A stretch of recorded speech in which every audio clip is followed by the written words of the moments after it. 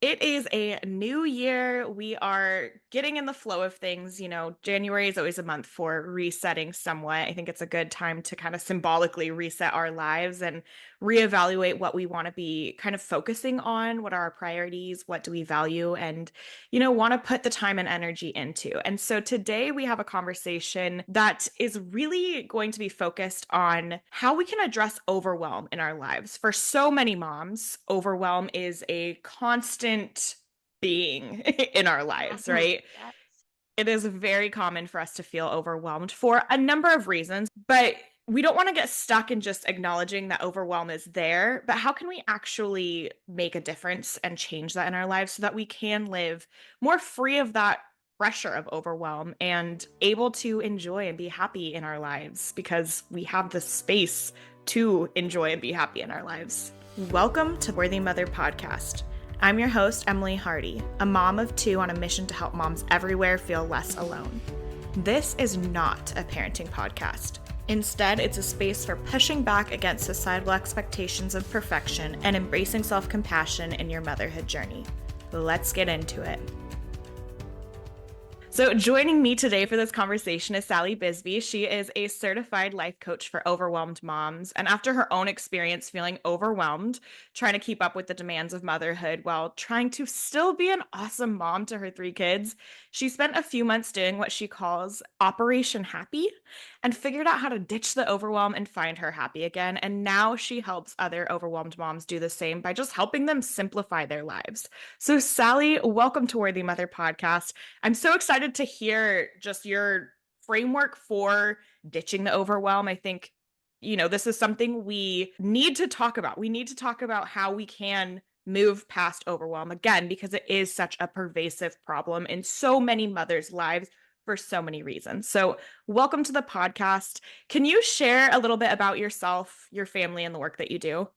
Absolutely. Thank you for having me today. I'm so excited to have this conversation with you. So, a little bit about me. I live in cold Minnesota and I am a mom of three. My kids are 6, 9, and 21. So, little gap. But I've been a mom for a long time and been a little of every kind of mom too. I was a single mom for 11 years and now a married mom and a work from home mom and owned businesses and worked out of the house and all those things. So I know all the fun of all the mom life. For the last 9 years, I ran an in-home daycare and just recently retired from daycare, which was very exciting. And so now for the past few months. Well, I've been on a journey for the past year or so on this life coaching journey, but really for the past 3 months, I've been a little more full time into it and just really have a passion for helping moms just simplify their life. And, us as moms, like you said, like overwhelm is there. We all know it's there.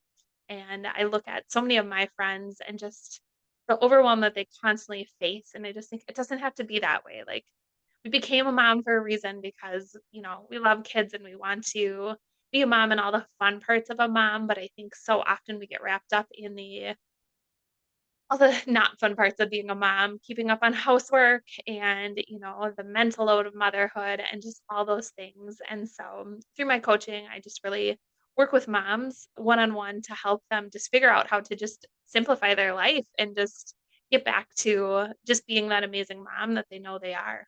So I think it might be helpful to talk about why moms are so overwhelmed. I think like it's a reality, right? I think a lot of Yes. moms can claim like I am overwhelmed at least Yes. most of the time, right? Yes. But why is it? Stepping back to look at that and understand like what are the factors at play is important. Yes. Very much. I mean, there's a lot of things that cause overwhelm. I think a lot of it is definitely societal pressures of, keeping up with those moms you see on Instagram that have their whole life together, which isn't true, by the way.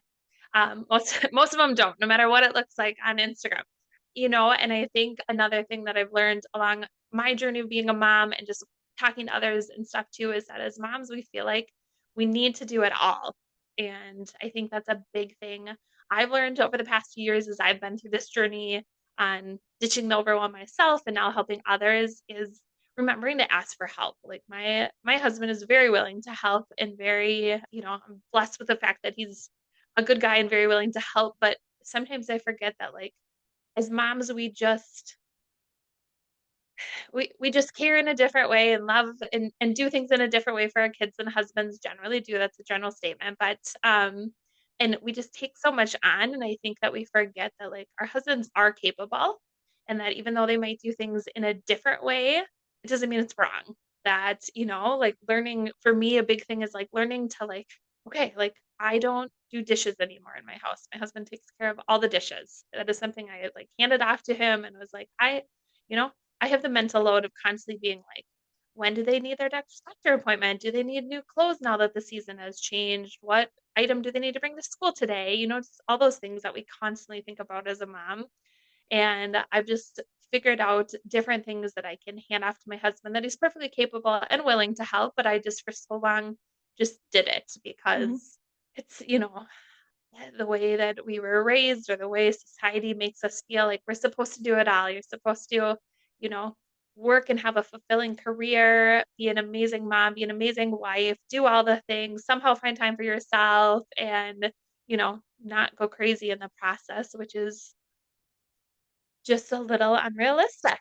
And hence why moms are overwhelmed most of the time.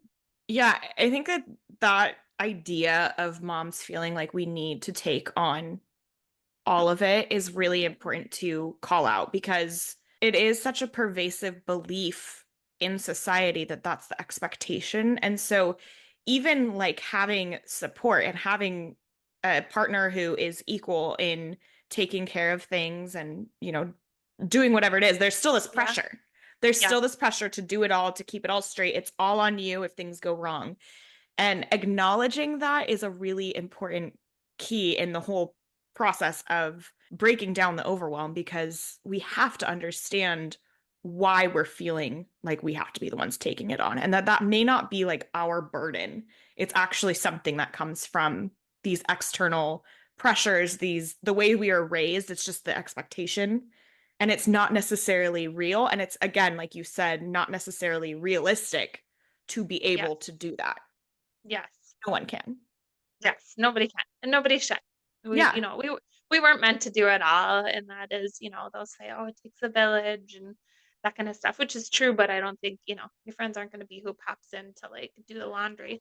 Yeah, maybe I don't know. Just things like that. Of just, I think for me, one of the biggest things again is like we're a team. Like my husband and I are a team, and we went in this together. And I have to remember that I don't have to do it all, and I shouldn't be expected to do it all and that comes down to me asking and actually like standing up for myself that like okay wait, this is our household and we run our household and I shouldn't do all the laundry and all the cooking and all the cleaning and all the childcare and all the I watch that all too often with women I know and just I'm like oh just stop doing it all because you don't need to do it all. It turns out you shouldn't have to do it all, so learning to be okay with that and learning to not feel like you have to do it all too. Another thing I work a lot with my clients on is knowing what to say no to. Because I think as a mom too, we want to say yes to everything. We want to be involved in volunteering at school and going on the field trips and, making the best of everything for our kids, which of course, like you still want, but there's also times where you have to realize like your capacity, especially at the stage of life you're in, when you have, multiple little kids at home, maybe like volunteering on your neighborhood committee isn't for you at that time. And maybe that is hard to say no to, but there's things that you just have to be okay with saying no to and realizing like that's not for me in this phase of my life and that's okay. Like being okay saying no is such a huge and important thing as a mom. Yeah. And it can come with that pressure of like, even like, I want to do this, right? But Yes. knowing that no one can take it all on. Like, Yes. it is silly to expect that we can do everything and do it Yes. well and maintain some sense of sanity and get by Yep. without feeling overwhelmed. Yes. Yep. So, what does it mean to you to live more simply? Like, what does that really look like in a mom's life when there are so many things that we're responsible for, like in a very real way? Yes. Yep. So For me, like you said in the intro, it was probably about 4 years ago when my kids were 2, 5, and 17 that it's just this feeling. I would wake up every day and just honestly like just felt like I was drowning. Like you just start the day, you're already overwhelmed. You're like, I'm never gonna get caught up on everything I need to do. And I woke up one day and I was like, I can't live like this anymore. Like I literally my youngest was 2. I'm like, we have 16 years until she is out of the house, and my oldest is 21. She still needs me plenty. So, parenting obviously doesn't end at 18. So there's still plenty of years of parenting ahead. And so I decided to start Operation Happy, which was my way of like, okay, what do I need to do to make myself happy so that I can enjoy being a mom and also show up as a present, happy, fulfilled mom for these kids. And so I started off by like literally just making a list of things that make me happy. For me, I'm super outgoing. I am an extrovert. Like I get energized by people. And so I realized like, I need to plan one night out a week with a girlfriend, just a simple dinner or shopping or whatever. But I'm going to make myself a priority in that sense that I'm going to fulfill my own needs outside of being a mom because I know that I'll show up better as a mom when my needs are met. And so that was a huge thing that I added on.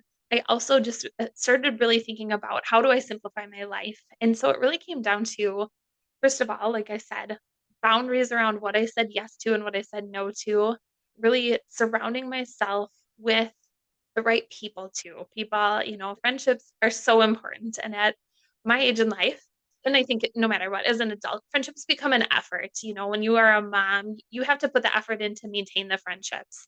And so really realizing like which friendships I wanted to maintain and put my energy into and which friends were there like to build me up and encourage me and make me feel good all the time. And those are the friends that like I was like, okay, I'm gonna pour into these friendships because I need them in my life, especially during these like trying years as a mom where I am overwhelmed and like they know what it's like. I can bounce things off them and, build my village that way.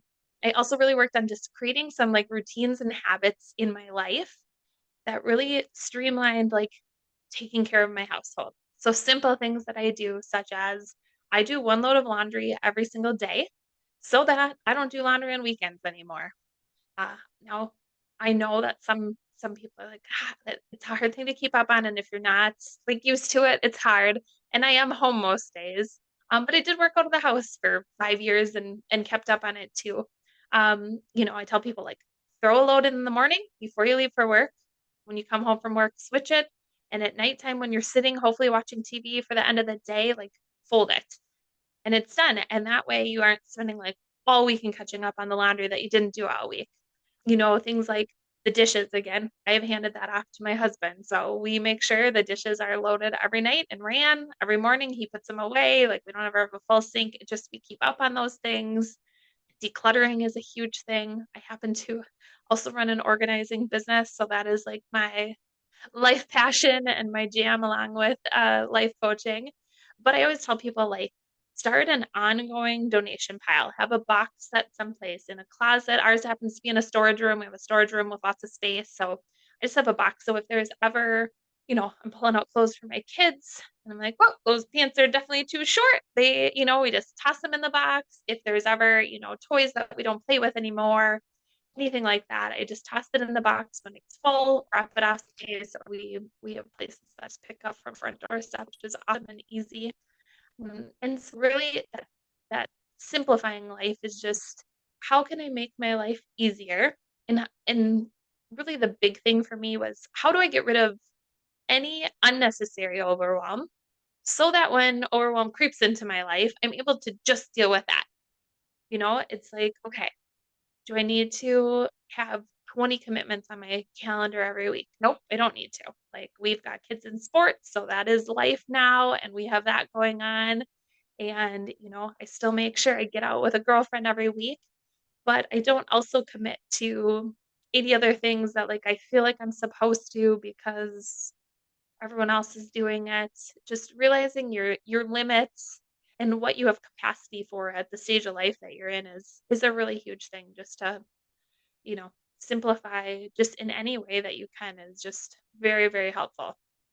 So from all of that, I'm kind of taking two pieces away. There's the piece of like getting clear on what's important, what Yeah. you want to slash need to be spending your time and energy on. So really important to like socialize and make sure that that's part of your normal routine. Okay, that's something I really want to create the space for in my life, to have the energy, the time, a whole night free to be able to do that. And that's like you have to be intentional to like look at your life and decide what it is that you need, what it is that you want, because again, there's no like as we're saying, there's so much that can pile on and feel like I'm overwhelmed with everything. What is it that I actually want? And then the other part is the creating the habits, routines, systems to be able to create that space when there is so much that does have to happen, right? The laundry has to get done, but how can the laundry become something that is not this crazy burden every Sunday that is like taking your time for fun away, the time to enjoy with the family? How can you Yeah. make that just part of your daily routine so that it is easy and it Yeah. simplifies your life? And I think, like, I'm just thinking for myself, that piece of creating those habits and routines and knowing, like, what the optimal habit and routine is for XYZ can be Yeah. really complicated, right? It can be, I mean, that's a huge step to make.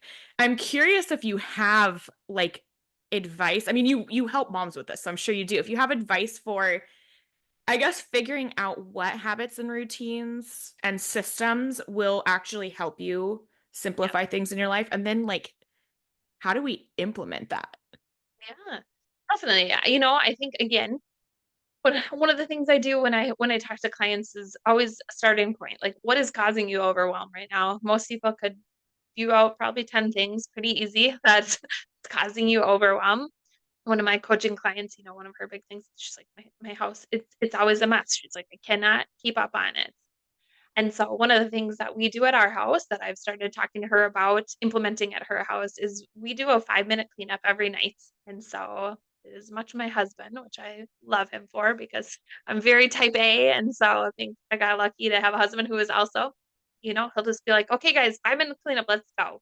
Where we involve the family, we get the kids, like anything that's out in the living area, that belongs in your room, go bring it back in your room. If you've got, your clothes from the day that you switched into pajamas, go put those in the laundry basket.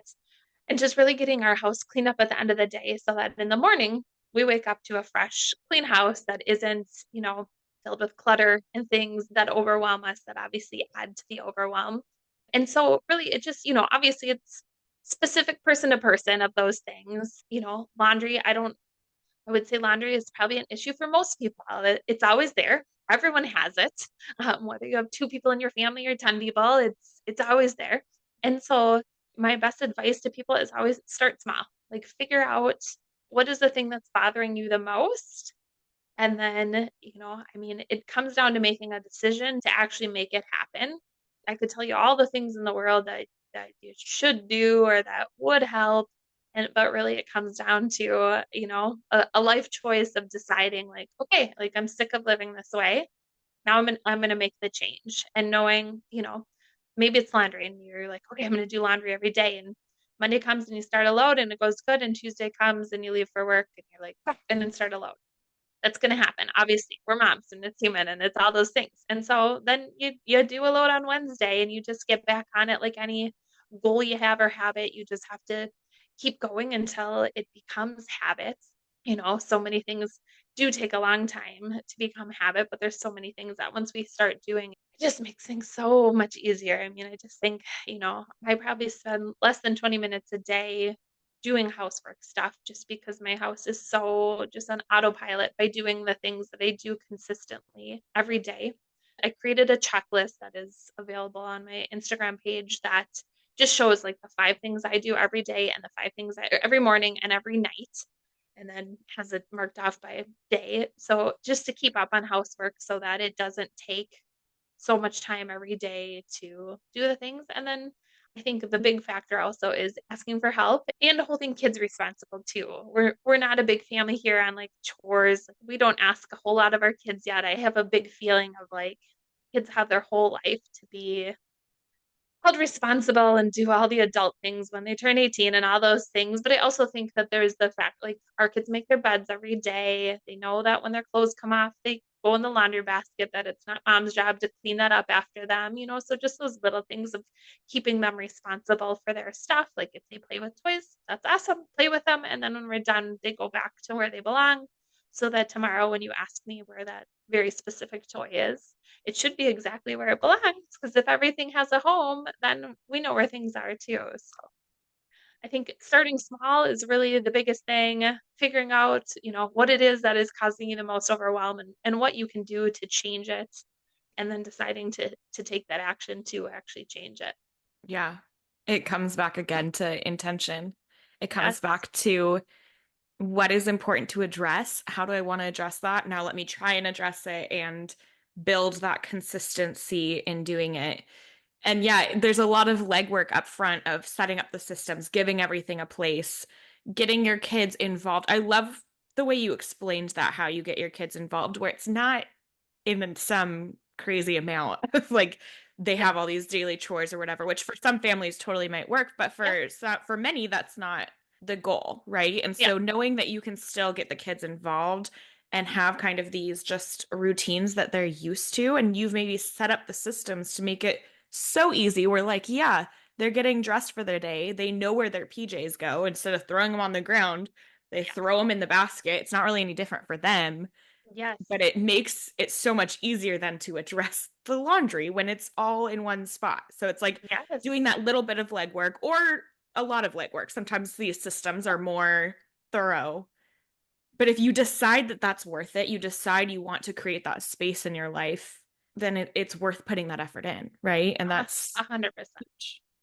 Yes, yes. And I think too with the kids, like for us, one of our big things is always like it's our job as parents to raise them to be able to leave us at some point, which is, I read someplace the other day, can't remember exactly what it said, but something about, the hardest thing is you raise these kids that you love the most to eventually leave you. And that is, but I was as my oldest is a senior in college, and so we have sent her off to college. And I always tell her, like, when she was still living at home her last couple years of high school, I was like, but remember, like, it's my job to make sure that, like, you aren't a horrible roommate to your college roommates and you're cleaning up and those things. And so I think, we are just constantly trying to remind our kids that, like, they are responsible for their stuff. And, you have a good life here and you have everything you need and you don't want for anything and all those things, but you are part of this family too. And even our youngest is 6, she's plenty capable of getting her clothes into the laundry basket and picking up her toys when she's done. And so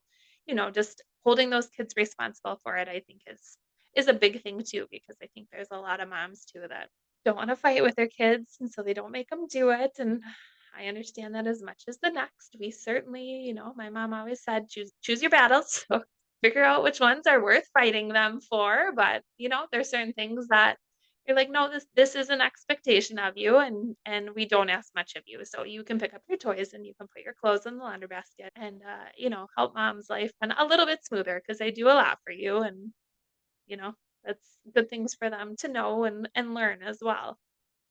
Yeah, I talk a lot on this podcast about the things that we pass on to our children. And I think there's something in there too about the fact that if we're teaching them these habits, we're teaching them how to care for their stuff and just make space in their life for the things that they actually want, make Yeah. time in their life for the things they want. Like they will take these skills into life and not have to deal with the same overwhelm that we may be dealing with. They just can easily keep up with routines and habits that make things simpler. Yes. That's a huge gift for them. So it makes sense to engage with them in that way for Yes. multiple purposes to make our lives easier, but also to teach them those skills. That's awesome. For sure. Yes, it's such a huge thing. And I think, along that same vein is, something I read before is like the number one indicator of a kid's happiness is their mom's happiness. And I think that that's such a good reminder as a mom that, like, we don't have to be perfect. We're going to be overwhelmed. We're going to slip up and, probably react to our kids in a way that maybe we didn't want to. Like, we all do it. It's there. But I think, one of my big things is like, I want these kids to see that I value and care about myself enough to give that to them.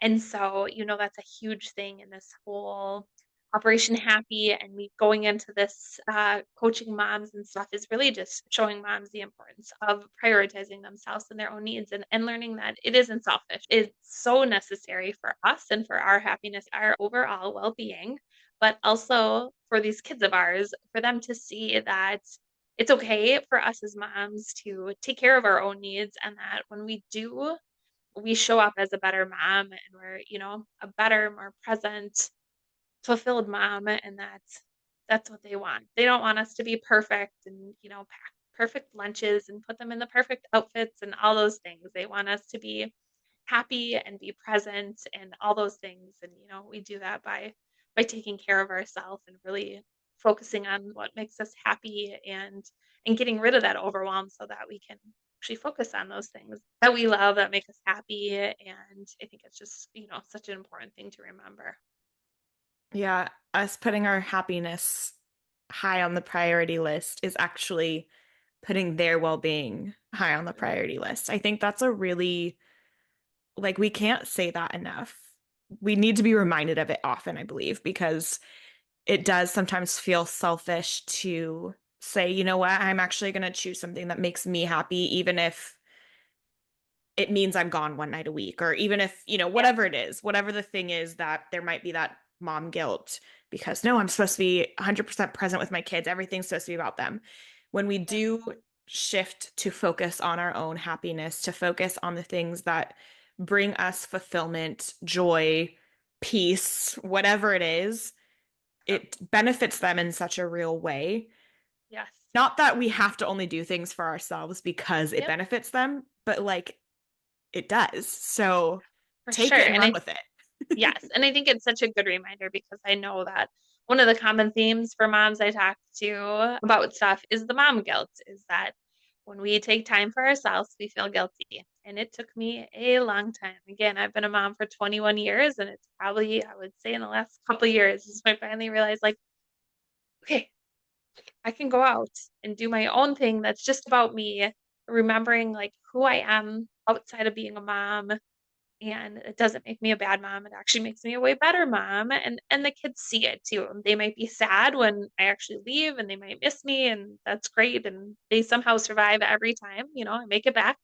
But I think it is such a good reminder that we need to let go of that guilt and remember that our needs do matter, and focusing on our needs doesn't negate their needs or taking care of them. We're still going to do all that and the kids are going to be fine, but us going out to dinner one night a week is not going to damage them in any way. And honestly, they'll see, and I think that too, especially, I have two girls and I want to raise them in that way to know that when they are an adult and married and a mom, that like they still get to take care, I want that for my son too, but we know it's different as girls, but they still get to prioritize themselves, and that, you know, I always think like all I've ever wanted my whole life is to be a mom. I love being a mom. It is my favorite. I love it. But I think one of the things that I've struggled with over the last few years is really losing my identity in being a mom and feeling like that is my sole identity. And I think so often we forget that like we're a whole separate, like we still have our own person outside of being a mom. Being a mom is part of our identity, but it isn't our whole identity. And I think it's so important. And that's one of my like just missions to really help moms remember that like you were someone before you became a mom and you still are that person. And it is okay to put some of our needs on the back burner because we're a mom. That's okay and that's life. But I think we just need to remember that we don't need to feel guilty when we take care of our own needs because we are still us, and I am still Sally, and somebody outside of being a mom, and being a mom just isn't 100% who I am. I'm a business owner and a wife and a friend and all those things outside of being a mom. And it's been very beneficial to me to really put the focus on that over the last few years. And I think because of that, I've just shown up as such a more just present, happy mom, and really like, I mean, so much less overwhelmed and all those things, which obviously is hugely beneficial to my kids to see that in me as well.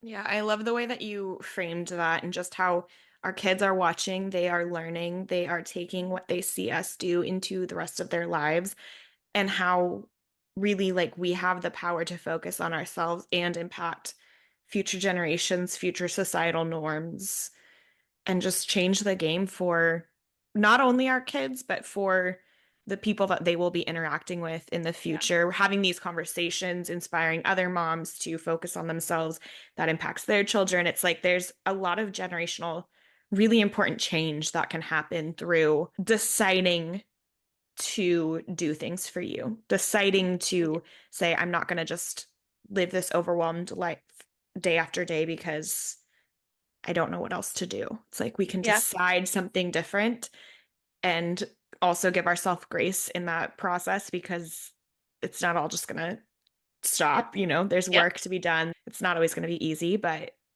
the impact of that is huge and huge on so many levels. Whatever level Yes. strikes you as like, okay, I can commit because it's good for my kids. I can commit because I don't want to feel so overwhelmed. I can commit because this will change the world. Like, take it, use that as like the fuel to make the changes, decide to make the changes that you want to make. And Yeah. again, no better time to do that than the new year. Not that it has to be the new year to make No, changes, but I'm all about like, I think for me, the way my brain works, it's a lot easier for me to decide to choose to start something when I have this kind of symbolic reset. So yeah. that helps too. Use Yeah, it. for sure, for sure. Yes, and then, yeah, I mean the best time to start is now. Yeah, And I think a good reminder too, and something when I talk to moms that I always remind them is like overwhelm is always going to be there. It's always going to be there. Even myself as somebody who like this is my life passion, my focus is to get rid of my own overwhelm so I can help moms also do the same. Like still have it. There's still days that yeah, my younger two are boy girl. They have their moments where they fight, and it drives me bonkers and blood boils. And you're like, okay, okay, you know, Christmas, New Year, all the birthdays, all those things where like you're like, okay, I gotta buy all the things and do all the things and all that stuff. Like the overwhelm is still there, but that's what I always think. For me on this journey, and now what I help moms with is really just again like getting rid of all that unnecessary overwhelm that you have in your life so that when the overwhelm is there in the moment, you can just deal with that and you aren't also thinking of the 80 other things that are causing the overwhelm because by creating, routines and habits and really just simplifying your life, you're able to just deal with that overwhelm in the moment and move past it and move forward and it's such a great thing. it's beautiful. It's really giving ourselves that capacity to just handle life and how huge that can be. Yeah. Towards the end of these episodes, I love to talk about self-care specifically, all about normalizing moms taking care of themselves. Obviously, that's been a theme of this conversation. But I would love to ask you, what are some things you do to take care of yourself? And do you have any tips for moms just to make sure that they are caring for themselves regularly? Yeah. You know, it's like everything else we've talked about. It really starts with the decision, a decision of like knowing that you are worth it and that your needs matter and then finding the time, something for me, like I take a walk every day. I got an Apple Watch 3 years ago. I just recently closed my rings for the 1,000th day in a row consistently, all three of my rings. So it was pretty exciting. I'm not like I don't go to the gym and work out, but I walk every day. So it's really important for me to move my body. And so that is something that I prioritize. And I just decided, you know what? I'm going to do that every day, no matter what. And for me, that's my form of self care. I always laugh because you see self care things and it's like, go take a bubble bath. And like, that sounds miserable to me. Like, that's not my thing. Maybe it is your thing. So I think it is, first of all, like thinking, what is your thing? What makes you, for me, self care is really like what energizes me and fills my cup and makes me feel better. And, so for me, like getting that walk in and feeling good about like, okay, I'm taking care of my health. I'm taking that time for myself. I live in Minnesota. So 6 months out of the year, I get to do it outside. The other 6 months, I got a treadmill so that I can do it inside. But, it's finding that time and then also realizing that like sometimes self-care is alone and it's great and you can find time alone. Other times it's doing it when your kids are there. A lot of times when I take a walk in the summer, my youngest comes with on her bike and she loves it, but I'm still getting like my me time in. My treadmill is down in our living room downstairs. And so again, the kids can be playing right next to me while I'm taking my walk and still prioritizing. And again, I think it's such a good thing to mirror to all three of my kids to show them like, yeah, I can still be a mom and we can converse and you can talk to me if you need to, but I'm going to do my thing that is my non-negotiable every day. Like I'm going to take my walk and do that thing. And I think, self-care can come in so many ways. Again, for me, going out with girlfriends, like that is my form of self-care. Like it is the thing that energizes me, fills my cup, like makes me feel better. I always come back home feeling like refreshed and like, okay, I got a little break. Nobody needed me for the 3 hours I was gone. And it just, is so good. So I think it really is just about finding the thing that, maybe it's sitting and reading a book, or maybe it's whatever it might be that like just makes you feel good and energizes you. And starting small, literally setting a timer or a reminder in your phone. One of the big things for a long time I had a reminder on my phone every time I said take a walk. Now, thank God I don't. It's habit, so it's just natural. I do it. I don't ever forget. But setting it's like you would if you had a doctor's appointment or something, scheduling that time and blocking that time off your calendar to make sure that you actually do it. I've had clients before that use their lunch break. They're like, okay, I got an hour lunch break. I'm gonna eat and then, go do a half an hour of me time. And I think it's just so important to just really decide to make it a priority. And then again, like I said, start small. Maybe 5-10 minutes is attainable. Start doing that every day. And then, after a couple of weeks that you've actually done it and been consistent, bump it up. And, now you do 15 minutes and eventually it'll just become a habit. And, like I said, mine is non-negotiable. It happens every day. My kids know what's going to happen setting that example for our kids. I think it's such a good example. And it doesn't have to be exercise as your thing. It could be, I'm going to go in my room for 10 minutes and nobody's going to bother me because this is mom's time to just take a breather. And I think it's perfectly okay for the kids to see that and know that we need that time. And it's such a good example for them for when they get older and are going to need that same time for themselves. Yeah, it allows them to adjust their expectations of themselves to know Yeah. like they will have to pour into themselves to be able to show up in any other role in their life. And I think, going back to other things we've talked about, like that isn't necessarily something that we as women bring to our adulthood or have brought to our adulthood of like, oh, I need to focus on me. I need to pour into myself. I'm not just able to like sacrifice for everyone else. Yes. And if our kids see us doing that for ourselves, it does then impact their expectations for themselves of like, oh yes, I need to do things for me. I need to make that a priority. And that's Yes. huge. Yes. This has been such a fantastic conversation, really a great one. Again, just to kick off this new year and hopefully give you some inspiration if working on cutting the overwhelm is important to you. Hopefully, there's something in here that will just strike a chord and resonate where maybe you'll feel inspired to start a new habit, get a new system in place, decide that you're going to prioritize yourself in one way or another. Sally, where can listeners find you, and is there anything that they should look out for? Yes. Yep. So I'm on both Instagram and Facebook under Simply Sally Coaching. Um, and then under my bio in my profile, there's a couple of fun resources. So one is called Five Life-Changing Hacks to Get Your Weekend Back. I talk about five different things that I do every day. We talked about it a little of them on here, but just kind of a resource there to just really show you some things that I've implemented in my life, stuff my clients implement in their life to really just gain that free time back on the weekends. So you aren't spending your whole weekend cleaning and doing laundry and, actually have a weekend a little bit to relax and do the things that weekends are meant for.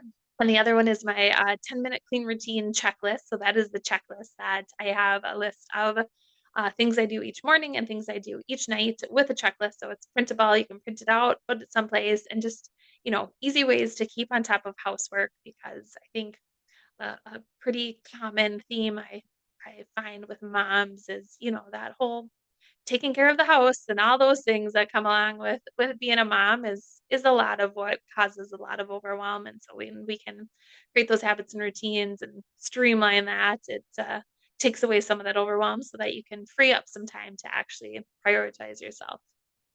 Ah, love it. It's like you take the mental load of trying to figure out what it is that you have to do, and it's Yes. all in a checklist. And Yes. Yes. what a great way to like it simplifies and cuts the overwhelm of figuring out what you need to do, but also then you're doing the things and it's not piling up. And so I Yes. love that. Those sound like Yes. fantastic resources. Thank you. Thank you so much for being here and spending this time with me, sharing these really important messages with moms. I really, really appreciate it. Thank you so much for having me. It's been so great. If you enjoyed this episode, I would absolutely love it if you would leave a 5-star rating and even a review wherever you like to listen. We will be back next week with another episode. You are worthy, Mama.